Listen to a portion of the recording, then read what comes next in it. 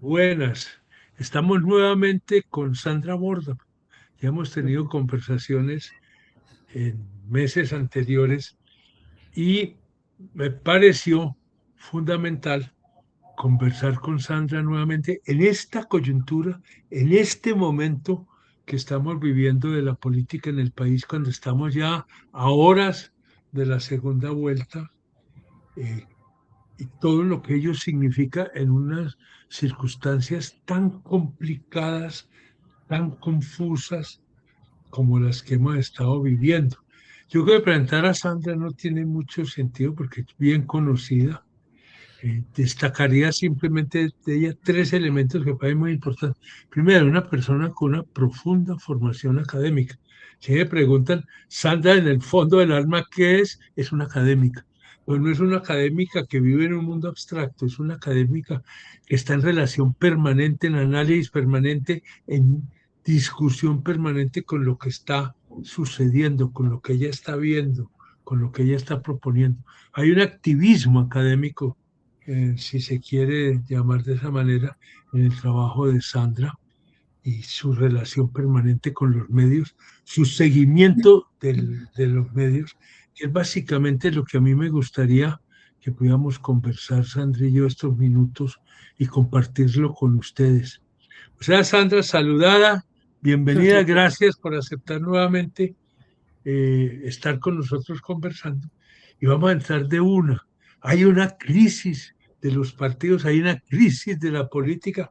Lo único que puedo decir es que hay una enorme confusión y las confusiones no caen del cielo, las confusiones se van formando, se van configurando en un proceso. ¿Cómo ves esto como entrada?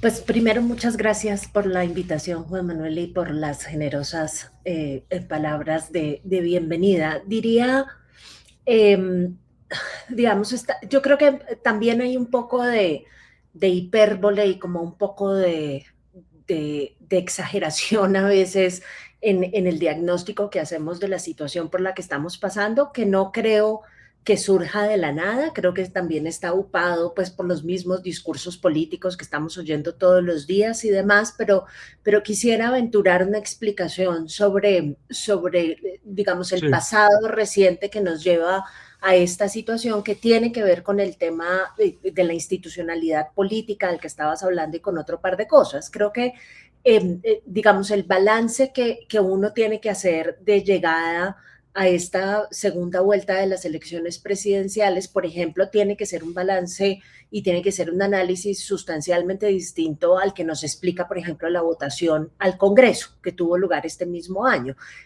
Si uno mira las votaciones al Congreso, rápidamente se da cuenta que la crisis de los partidos políticos en ese escenario particular no es tal y que los partidos en esa suerte de rearreglos por los que están pasando, y estoy pensando particularmente en la coalición del pacto histórico, que es tal vez la más reciente, pero el resto de partidos está logrando, digamos, un acomodamiento y una puesta en escena en el Congreso que a juzgar solamente por esa elección uno diría, bueno, no estamos en un problema tan grande porque cada cual, inclusive los viejos, los conservadores, los liberales, logran bancadas importantes que van a ser fundamentales para lo que sea que pase después del 7 de agosto de este año. Entonces, ese es un diagnóstico distinto al diagnóstico que tenemos que estar haciendo cuando miramos lo que está sucediendo con las elecciones presidenciales, porque Ujú. ciertamente en las elecciones presidenciales sí hay un ímpetu antipartidos políticos y antiestablecimiento que no podemos ignorar. La misma candidatura de Abelardo de la Espriella es una manifestación profundísima de eso. Es también un poco puesta en escena, ¿no? Porque todos sabemos que detrás de Abelardo de la Espriella hay partes del establecimiento político colombiano, los mismos clanes políticos de los Char y demás en el Caribe colombiano, que son clanes políticos de toda la vida, están detrás de esa candidatura y él muy hábilmente, digamos, ha dicho, bueno, no se me suban a la tarima, no tengo necesidad de salir rodeado de todos los jefes de los partidos políticos, así sepa que me están apoyando. Y claro, todos esos partidos políticos que apoyaron a Paloma Valencia, cuando Paloma Valencia se sube a la candidatura de Abelardo de la Espriella, pues, o sea, el candidato realmente del establecimiento de los partidos políticos es Abelardo de la Espriella, a pesar de que él trate de presentarse como un outsider. Ahora, ¿qué es lo que lo lleva justamente a presentarse de esa forma, a pesar de que, insisto, es más un acto performativo que una realidad? Pues justamente lo que hemos visto en las encuestas de una forma u otra a lo largo de América Latina, y es esta insatisfacción profunda que siente la gente con los partidos políticos, pero en general con las instituciones propias de la democracia. La gente siente que esas instituciones no le están entregando nada. ¿Sí? No, que se desvincularon completamente de sus expectativas, que no los representan, que son una realidad completamente ajena a sus propios intereses, y que además es un grupo de gente que trabaja en su propio beneficio y no en el beneficio de la gente que en teoría debería estar representando. Y algo de cierto, ¿no? Hay en esa percepción. Entonces, el que hoy en día tengamos tantos candidatos como estos, diciendo no quiero partidos, me quiero ir por firmas. Fíjate que todos los candidatos que tuvimos, una muy buena parte de los que tuvimos en primera vuelta hicieron eso, responde justamente a ese deterioro de la institucionalidad propia de la democracia. Que insisto, creo que la pregunta clave e interesante acá es por qué esto es mucho más fehaciente y mucho más contundente cuando hablamos de las elecciones presidenciales y no tanto cuando hablamos de las elecciones al Congreso, en donde ahí sí parecerían estar funcionando como operadores políticos todavía con algún nivel de eficiencia. Me parece buenísima la presentación que acabas de hacer y muy clarificadora, y plantea unas preguntas que creo que son las que tenemos que tratar, por lo menos de esbozar acá en nuestra conversación. Es que yo creo que hay una cuestión que no es de ahora, pero que de pronto en momentos como estos como que se hace más evidente, y es que para la gente, para el común, es distinto elegir Congreso que elegir presidente. En el Congreso está mucho más como la cercanía, el manoseo, la convivencia que hay del ciudadano de a pie con esas figuras de la política, ¿cierto? Pues porque son en espacios cercanos donde desarrollan fundamentalmente su trabajo. Los congresistas sí existen en el Congreso, pero ante todo están trabajando en sus regiones y son jefes regionales que tienen una disciplina, tienen ya una coordinación que es muy clara. En cambio, las figuras presidenciales son figuras más nacionales, digamos, no se pueden asociar tan directamente con regiones determinadas, aunque obviamente vienen de regiones. Ellos no salieron de la nada y tienen sus afinidades, pero el ciudadano lo ven como figuras que están más allá, no están tan cercanas. Y eso hace que entonces allí la manera como se relacionan candidatos para Congreso y candidatos y candidatas para la presidencia sea muy distinto. Y entra a jugar un papel mucho más importante la persona en las campañas presidenciales que el mismo partido. Y esa fuerza de las personas logran de alguna manera como disciplinar a los partidos en relación con ello. No los van a negar, no hay ningún político que niegue los partidos, pero como dijo usted, no se me suban a la escena, ustedes allá abajo y detrás ayudando, y déjenme a mí salir solo, porque esa cercanía visual para la gente no le hace favor al candidato, y sigan trabajando, que todos vamos empujando en la misma Sí. dirección. Fíjate que Entonces yo creo que parte... ahí es, sí, dale, No, te iba a decir que dale Sandra, dale. parte del diagnóstico que está haciendo la campaña de Iván Cepeda, por ejemplo, frente a lo que pasó en la primera vuelta, tiene que ver justamente con eso, porque hay unos lugares en Colombia en donde el voto por el pacto histórico en el Congreso funcionó muy bien y no funcionó tan bien en el caso del voto por Iván Cepeda. Y entonces la gran pregunta es qué es lo que sucede allí. Y mucho de lo que están diciendo algunos, digamos, hay un par de reportajes en un par de medios digitales independientes que dicen, parte del cálculo y de la evaluación que se está haciendo es, nos faltaron operadores políticos. ¿Sí? Que es una forma elegantísima de decir no pusimos a funcionar la máquina, ¿no? Y claro, y va Exactamente. uno a ver cómo funciona la campaña de Iván Cepeda y efectivamente se encuentra con la idea que tiene, digamos, él y su círculo más cercano de que esos famosos operadores políticos, tipos como Armando Benedetti o como Roy Barreras y demás, son los causantes de una muy buena parte de los escándalos de corrupción que tuvieron lugar durante la administración Petro y consecuentemente han tratado de poner distancia entre la campaña y ese tipo de personas. Consecuencia, pues sin Armando Benedetti ganar la costa atlántica para el pacto histórico, esto es un reto, ¿no? Es Está el punto que complicado. creo que el punto que creo que estoy tratando de hacer es las elecciones presidenciales tampoco es que los votantes en las elecciones presidenciales sean todos votantes de opinión y estén completamente desprendidos de la No, lógica puramente operacional y a veces clientelista que los vincula con la elección de los presidentes, pero digamos, una cosa un poco más diversa y tienes razón, en el caso del Congreso, digamos, los congresistas, por lo menos en campaña, no después, porque, digamos, una vez ganan, hay un corte total del hilo de representatividad, a la gente incluso se le olvida por quién votó y el que está en el Congreso no se vuelve a acordar de cuál era su constituency, eso acá en Colombia funciona muy mal, pero en el caso de las elecciones presidenciales, creo yo que hay una lógica mucho más mixta en donde efectivamente cuenta el voto de opinión. Creo que para la segunda vuelta, de hecho, es más importante el voto de opinión, teniendo en cuenta los resultados que obtuvo el centro político, que es puro voto de opinión, básicamente, y que ahora,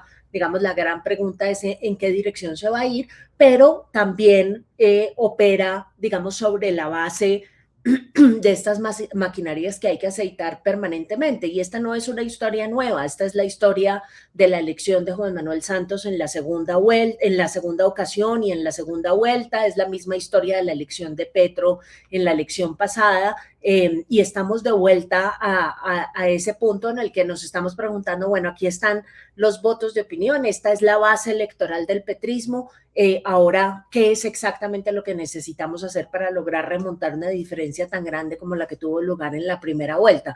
Entonces, siento yo que es una combinación de formas de lucha lo que hay que poner a funcionar en las campañas presidenciales que a veces cuesta trabajo reconocer, particularmente cuando se trata de candidatos nuevos.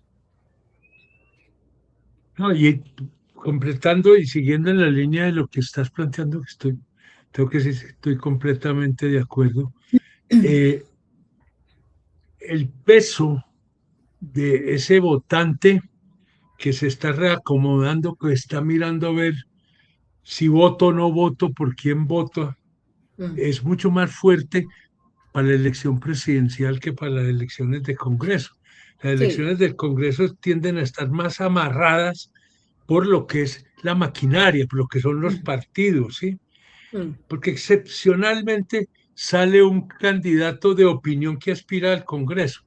Los candidatos de opinión básicamente están para las elecciones de presidente y de alguna manera de gobernador y aún de alcalde, esas elecciones que son unipersonales, ¿cierto? Viniendo de una lista que intentó ser una lista de opinión para el Congreso y que fracasó estruendosamente, te puedo decir que esa fórmula es una fórmula fallida. Fallida para Congreso, sí. Sí. Ahorita hablamos de eso porque eso está ligado a un tema que tocamos ahora tangencialmente y que vale la pena que nos centremos unos minutos a pensarlo, y es el desbarajuste, la debacle, la crisis de los partidos. Y pretender hacer política sin partidos es cuesta arriba, pues fuera de figuras muy carismáticas que se vuelven como los mesías salvadores, de resto Mm, lo veo muy complicado. No sé, así cómo es. estás viendo tú eso? Tú que viviste esa experiencia, ¿qué te enseña? No, a ver, digamos, creo que nos enseñó las lecciones totalmente equivocadas para responder rápidamente a esa última parte de la pregunta, Juan Manuel, porque la conclusión a la que llegamos es justamente que el Congreso es un lugar que no aguanta ese tipo de figuras, que definitivamente, digamos, es muy difícil sacar una lista con figuras de opinión adelante para llegar al Senado, así sea apenas pasando el umbral. Y entonces en esta elección pasada, la respuesta fue, bueno, no, entonces vámonos solamente con las figuras que ya sabemos que tienen votos, ¿no? Que eso era lo que le oía uno a todos los partidos en todas partes decir, y esa de nuevo es una fórmula muy elegante de decir, vámonos con los que tienen la máquina y los que tienen la clientela. En el caso, por ejemplo, del nuevo liberalismo es una cosa absolutamente fascinante porque pasó de ser un partido en el que hace 4 años se formuló una lista de personas, digamos, de líderes de opinión y demás, con la aspiración justamente de romper con esa lógica, la lista pierde y en esta ocasión toman la decisión de poner de hacer la lista abierta para empezar y la única persona que gana en esa lista es la hija del gobernador del Huila que ya venía con todos los votos amarrados de su papá y que es una persona que no ha desempeñado digamos, ningún cargo de elección previo, ni que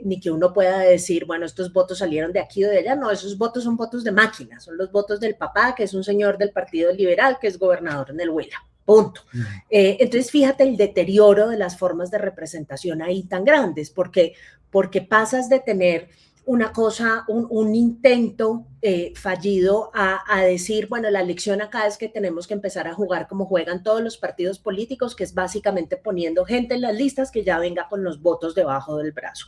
Y en consecuencia, tenemos un Congreso, el Congreso que fue elegido, que es un Congreso repartido entre grandes figuras y operadores políticos clientelistas y la otra dimensión tenebrosa de este asunto, que son los famosos influencers, que también vienen con votos debajo del brazo, porque obviamente tienen un acervo de seguidores importante en el tipo de plataformas en donde producen contenido, pero pues que tampoco son las figuras ideales para que lleguen a esos cargos de representación. Entonces, desde mi punto de vista, yo creo que la elección del Congreso de esta ocasión nos va a poner, digamos, a trabajar con un Congreso cuando más lo necesitamos, cuando más experto, cuando más juicioso, cuando más profesional necesitamos que sea, porque lo que se avecina va a ser difícil. Vamos a tener un Congreso tremendamente mediocre y con gente que está sentada ahí esperando a ver quién le ofrece más y quién le ofrece mejores cosas para mirar a ver si hace parte o no hace parte de la coalición del gobierno. Entonces, yo creo que vamos a tener en términos de pesos y contrapesos y en términos de las labores de monitoreo, seguimiento y demás que tiene que hacer el Congreso frente al Ejecutivo, vamos a tener un problema muy grande en el próximo periodo presidencial. Y se me olvidó la segunda parte de la pregunta por estar hablando de esto. No, esa reaparece, no hay problema. No, pero fíjate una cosa, yo creo que es muy difícil que podamos recuperar, no me gusta la palabra, recuperar el Congreso mientras que se mantenga este fraccionamiento político donde se... Y recuerdo recién pasada la Constitución del 91, se empezó a hablar de que se habían configurado unas microempresas electorales, ¿cierto? Sí. Y yo creo que esa situación no la hemos superado y más bien el deterioro del viejo, de la vieja estructura y la vieja organización de la política, en vez de avanzar, ha retrocedido aún más. Claro. Y la pregunta, Sí. si te la toqué ahora, si la quiero hacer más claramente, ¿es posible pensar tener una política, y voy a hacer una palabra muy suave, decente, cuando hay esta crisis, esta ausencia de organización política de partidos? Pues, ¿Y qué se puede hacer? No sé, creo que es una tarea que tenemos todos por delante y como que le yo, sacamos del cuerpo o tal vez no le sí, hemos visto por yo dónde lo que pasa podría es ser que el punto de ataque o de cambio. yo lo que creo es que estamos en un proceso de desconfiguración del sistema de partidos muy agudo y estamos Sí, corriendo el riesgo de llegar a un escenario como el escenario de Perú, digamos, que es el escenario, es como la hipérbole pues de la crisis del sistema de partidos que yo creo que tenemos que evitar a toda costa. Ahora, parte del trabajo que tenemos que hacer todos es también explicarle un poco a la gente cuál es la utilidad de los partidos políticos, porque creo que nadie está haciendo eso. Mm, ¿Sí? Como ya son tan impopulares y como nadie quiere saber de este tema, entonces por lo que han optado los políticos es por simplemente echarle mucha agua sucia a los partidos políticos, ¿no? Presentarse como candidatos sí, antipolíticos y no tenemos a nadie diciendo los partidos políticos son necesarios y por qué. Entonces, los politólogos siempre empiezan con una línea que a mí me parece que es fundamental y es que los partidos políticos son atajos. ¿Sí? Son atajos en una muy buena parte cognitivos que utiliza la gente para identificar quiénes son las personas o cuál es el grupo de personas que mejor y más representa sus propias posiciones políticas. Teniendo claro que esa representación nunca es perfecta, ¿sí? O sea, siempre la gente dice, bueno, hay unas cosas de esta colectividad que me gustan, otras cosas que no me gustan, pero digamos, puedo vivir con una diferencia aquí o allá, lo que me importa es que estemos en la misma página en este tema en particular.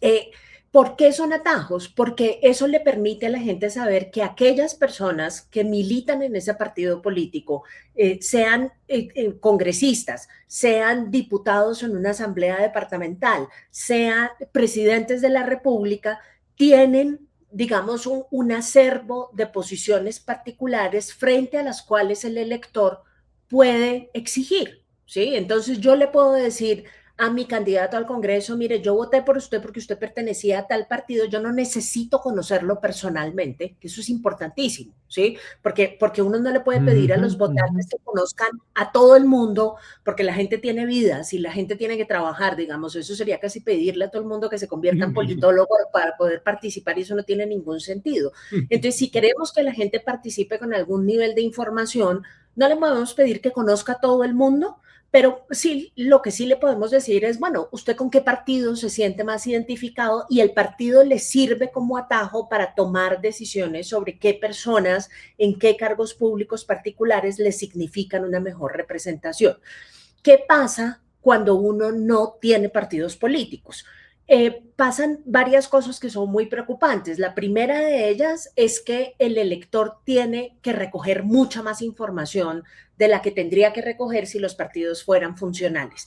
Y esa Ujú. información además es una información muy complicada porque usted empieza a recoger información no solamente de las posiciones políticas, sino que ahora también importa el carácter de la persona, importa si me entretiene o no me entretiene cuando está hablando, importa, digamos, importa cómo se viste, importa qué tipo de apariencia física tiene, o sea, empiezan a importar un montón de factores adicionales que nada tienen que ver con el ejercicio de la función pública, pero que estos candidatos empiezan a explotar en ausencia del atajo. Y más preocupante Ujú. aún, pasa algo como lo que nos está pasando en este momento y es que podemos llegar a tener un candidato presidencial sin programa, ¿sí? Como es el caso de Abelardo de la Espriella. Abelardo de la Espriella no tiene programa de gobierno, digámoslo claro. ¿Sí? O sea, hay unas cosas aquí y allá, yo me puse a hacer la investigación, no hay, yo no podría como analista en 4 años, si gana Abelardo de la Espriella, decir, Abelardo de la Espriella prometió 1, 2, 3 y cumplió 2 porque no tengo con qué. No tengo ni la menor idea de Sí, cuáles son sus promesas en materia, por ejemplo, de política exterior. ¿Sí? No tiene nada, absolutamente nada. No hay ni siquiera lineamientos ni principios. Una que otra mención en discursos y nada más. Pero para yo conocer esas menciones necesito estar pegada a los medios de comunicación todos los días. Eso no lo puede hacer un ciudadano común y corriente. Entonces, el punto es la inexistencia de los partidos políticos le hace la vida muy difícil al elector, muy difícil. Y adicionalmente rompe completamente con el ejercicio de rendición de cuentas de parte de los políticos. O sea, ya no tenemos a nuestra disposición herramientas para decirle a la gente, usted significó esto en materia de representación cuando yo voté por usted y hoy no está haciendo esto, lo voy a castigar. Ya no podemos hacer eso, porque como se trata de personas solas, ¿no? Que un día dicen una cosa y otro día dicen otra y cambian completamente de posición y un día son súper creyentes y al día siguiente son ateos y pasan, O sea, es que no hay ni la menor posibilidad de que la gente se haga una idea clara de lo que representan realmente los políticos si no están de una forma u otra vinculados con una colectividad. Y terminaría por decir que uno de los problemas más gruesos que significa la ausencia de partidos políticos es que acaba con las formas colectivas de hacer política. ¿Sí? Y el ejercicio de la política es y debe ser un ejercicio colectivo. Esto no puede ser un ejercicio de caudillos ni de lobos solitarios que básicamente nos prometen que ellos solos, sin la ayuda de nadie, pueden transformar completamente la realidad del país. Acabamos de pasar 4 años de un gobierno en el que la ausencia de colectividad hizo que en muchas ocasiones el presidente pareciera un analista porque no podía atribuirle responsabilidades a su equipo de trabajo porque llegó sin equipo de trabajo. ¿Sí? No tenía equipo de trabajo para empezar, cosa que es explicable obviamente porque la izquierda ha permanecido marginada del poder mucho tiempo, pero eso nos deja claro cuál es el problema de no tener, digamos, equipo, de no tener colectividad, de no construir políticas sobre la base de creación de acción colectiva, sino pensar que una sola persona le puede transformar la cara al mundo de un día para otro.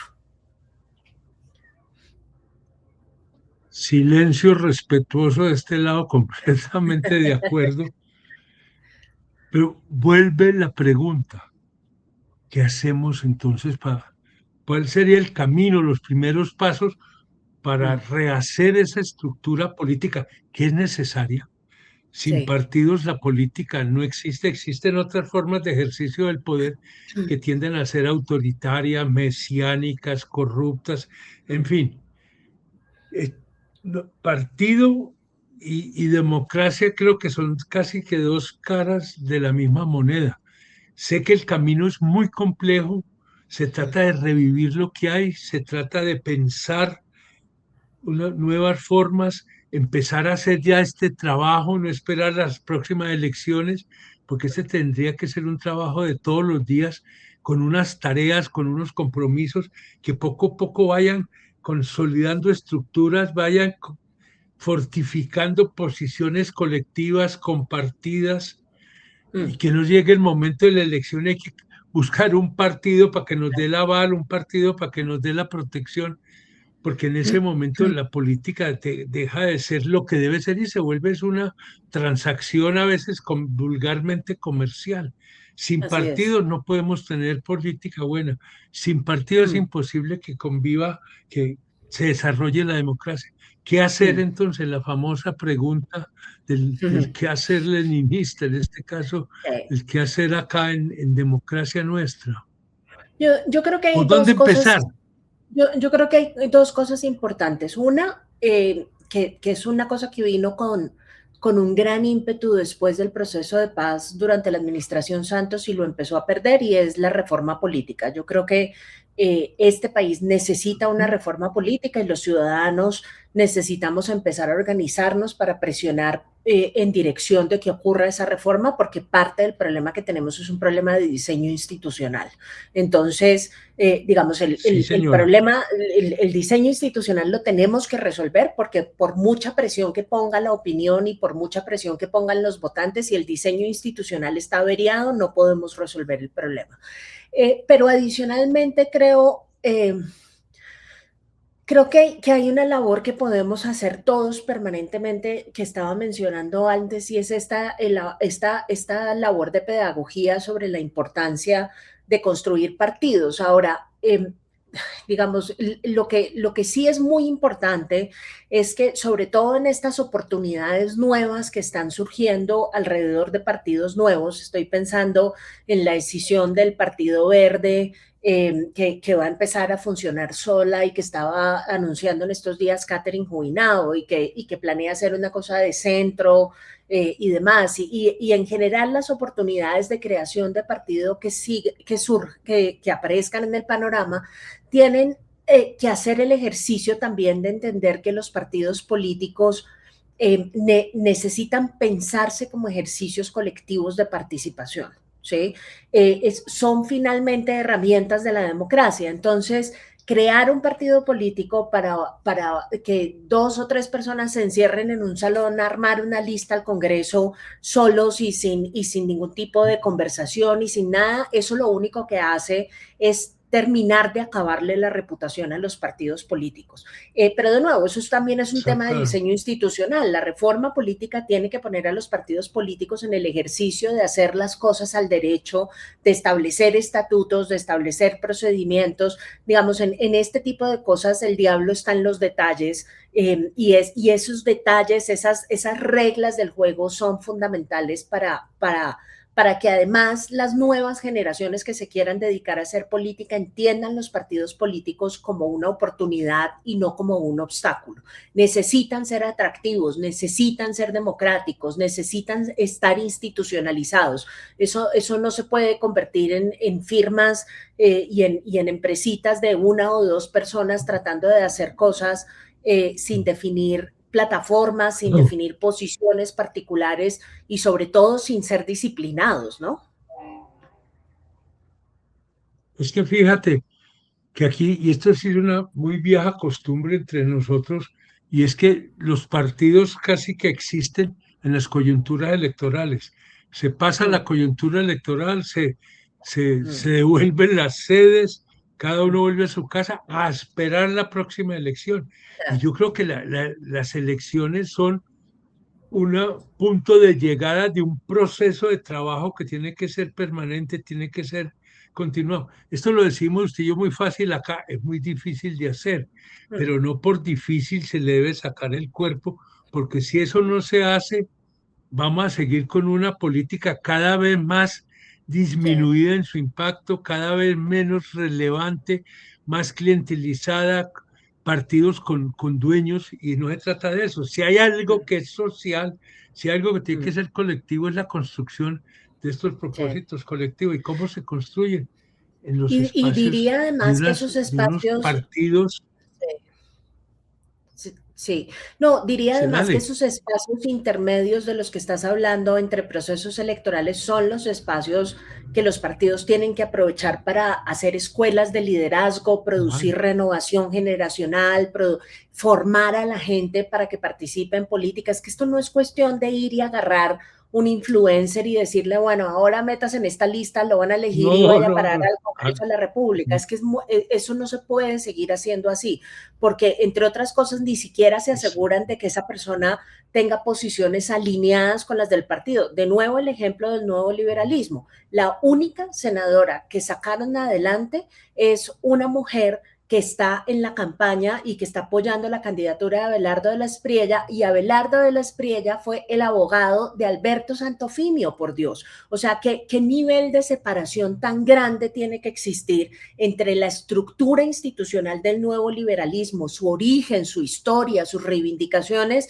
y este tipo de posición? Digamos, eso básicamente lo que significa es que los partidos no tienen forma de asegurarse que ni siquiera en los temas más básicos sus miembros se puedan poner en las posiciones que han representado y que han significado sus partidos durante toda su historia. Entonces, si eso es así, imagínese usted un partido completo que no puede poner en línea la única senadora que tiene. O sea, eso es un partido que no sirve para nada, ¿no?